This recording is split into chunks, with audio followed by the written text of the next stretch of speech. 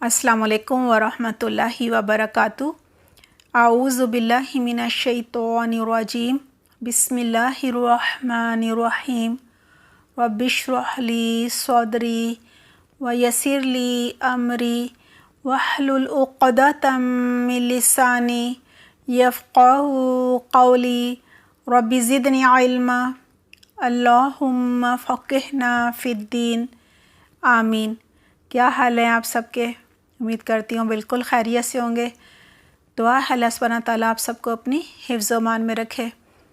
ہمارا آج کا ٹاپک ہے حج النساء، خواتین کا حج۔ آئیے پہلے دیکھتے ہیں عورت پر حج فرض ہونے کی کیا شرائط ہیں اور اس بارے میں کیا احکامات ہیں۔ ہر مسلمان مرد اور عورت پر حج کرنا اس وقت فرض ہو جاتا ہے۔ شرائط کیا ہے حج کی؟ آپ نے پہلے بھی پڑھی، یعنی وہ مالدار ہو، مسلمان ہو، آزاد ہو، عاقل ہو۔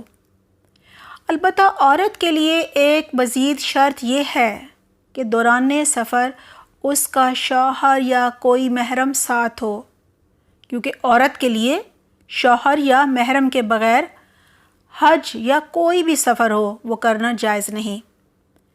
اس بارے میں رسول اللہ صلی اللہ علیہ وسلم کا ارشاد ہے، کوئی عورت محرم کے بغیر سفر نہ کرے، اور کسی عورت کے پاس کوئی آدمی اس وقت تک نہ جائے جب تک اس کا کوئی محرم موجود نہ ہو۔ یہ صحیح بخاری میں ہے۔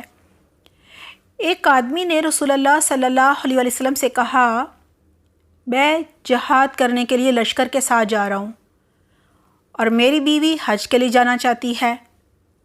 آپ صلی اللہ علیہ وسلم نے فرمایا، تم اپنی بیوی کے ساتھ جاؤ۔ ایک اور روایت میں اس طرح سے ہے کہ اس نے کہا، میری بیوی حج کے لیے روانہ ہو چکی ہے اور میرا نام فلاں غزوے کے مجاہدین میں لکھا جا چکا ہے۔ آپ صلی اللہ علیہ وسلم نے فرمایا، جاؤ اور اپنی بیوی کے ساتھ حج میں شریک ہو جاؤ، یعنی غزوے کو چھوڑ دو۔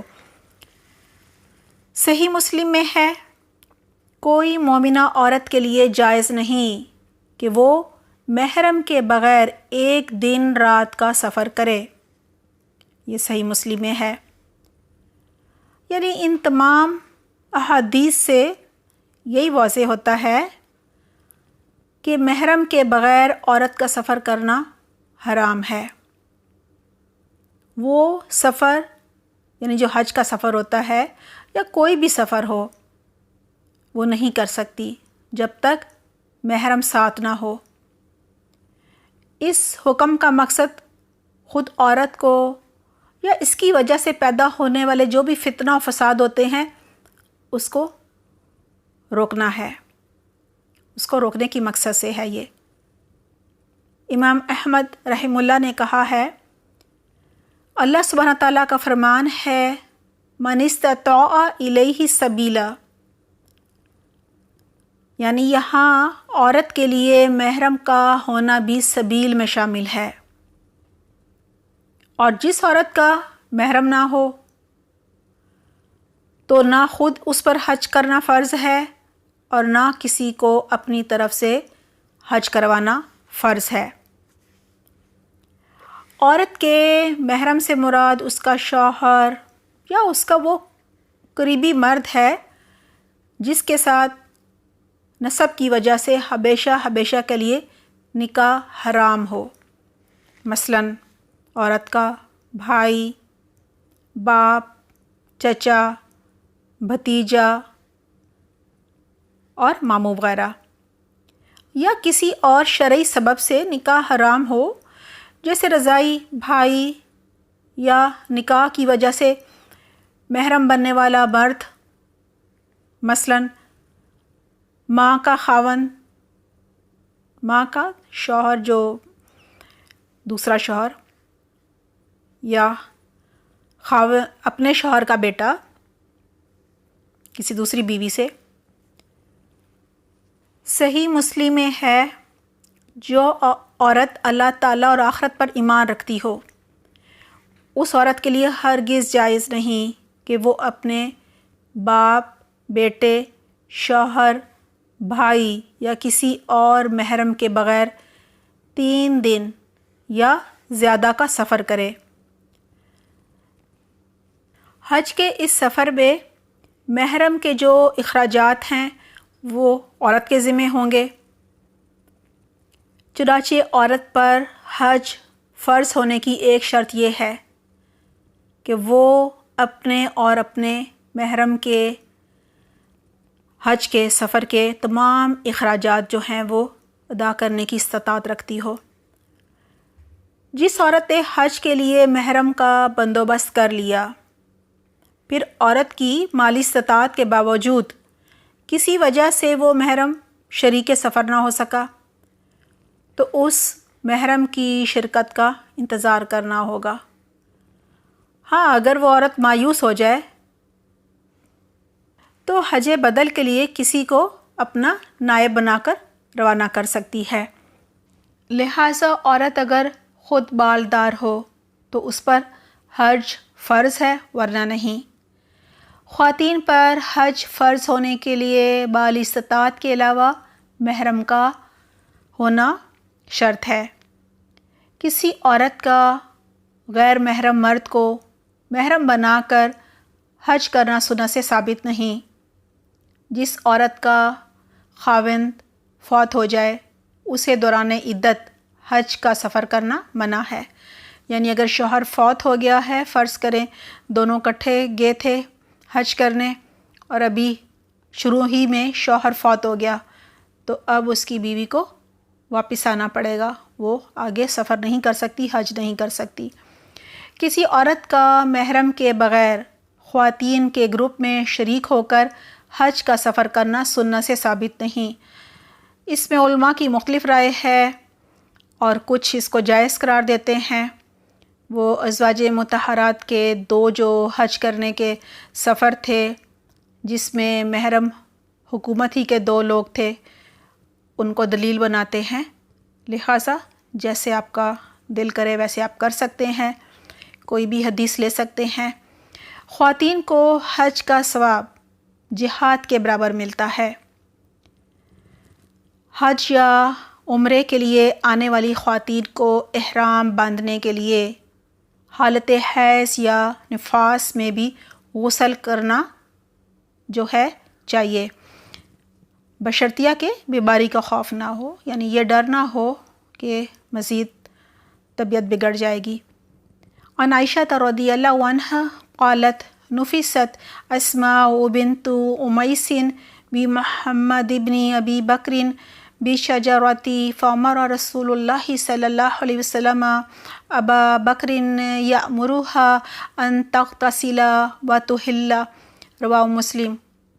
حضرت عائشہ رضی اللہ عنہا فرماتی ہیں کہ شجرہ کے مقام پر حضرت محمد بن ابو بکر صدیق رضی اللہ عنہ کی پیدائش کے باعث حضرت اسماء بنت امیس رضی اللہ عنہا حالت نفاس میں تھیں۔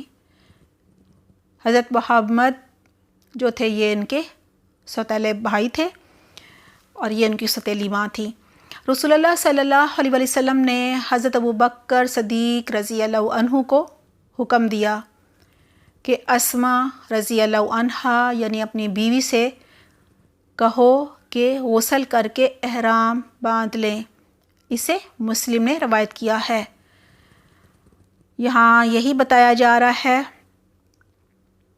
کہ حیض آ رہا ہو یا بچے کی پیدائش کے بعد جو نفاس ہوتا ہے عورت اس حالت میں ہو، تو اگر بیماری بڑھنے کا ڈر نہیں ہو تو حج کرنا ہو یا عمرہ کرنا ہو، احرام باندھنے سے پہلے نہا لینا چاہیے، غسل کر لینا چاہیے۔ عورت حالت حیض میں طواف کے علاوہ باقی تمام ارکان حج ادا کر سکتی ہے۔ اس پر ہماری پہلے بات ہو چکی ہے۔ عورت کا حالت احرام میں سر کے بالوں کو باندھنا یا احرام کی حالت میں خصوصی لباس سلوانا، یہ سب سنت سے ثابت نہیں ہے۔ حالت احرام میں عورت کو ممکن حد تک پردے کا اہتمام کرنا چاہیے۔ مطلب یہ نہیں ہے کہ جی چہرے پہ کپڑا نہ ٹکرے، وہ بندھا ہوا نقاب باندھنا تو منع ہے، لیکن حدیث سے ہمیں یہ بھی تو پتہ چلتا ہے نا کہ ازواج مطہرات جب مرد گزرتے تھے پاس سے تو منہ پر کپڑا لٹکا لیتی تھیں، تو کوئی چادر لے کے سامنے سے لٹکائی جا سکتی ہے تاکہ چہرے کا پردہ ہو جائے۔ عورت کے لیے طواف قدوم میں رمل سنت سے ثابت نہیں، دوران سعی عورت سب ستونوں کے درمیان بھاگے، یہ بھی سنت سے ثابت نہیں۔ عورت کے لیے سارے سر کے بال کتروانا یا منڈوانا منع ہے، اسے صرف 2 انگلی کے برابر بال کتروانے چاہیے۔ اس سے پہلے 1 انگلی کا ذکر بھی تھا اور ایک جگہ 1 پور کا بھی ذکر ہے اور 2 پور کا بھی۔ سارے بال نہیں کتروانے، کئی لوگ کہتے ہیں سارے بال اکٹھے کرو اور نیچے سے جیسے دم بن جاتی ہے، کتر دو، اتنے کترو، چلو 1 پور کترو، لیکن سب کتر جائیں، کوئی 1 بال بھی رہ نہ جائے، ایسا کچھ نہیں ہے۔ آپ کوئی 1 ڈٹ لیں اور 2 پور کے برابر چلیں، اس لٹ کو کاٹ دیں، کوئی مسئلہ نہیں ہے۔ ہاں، منڈوانا منع ہے، شیو کرنا منع ہے۔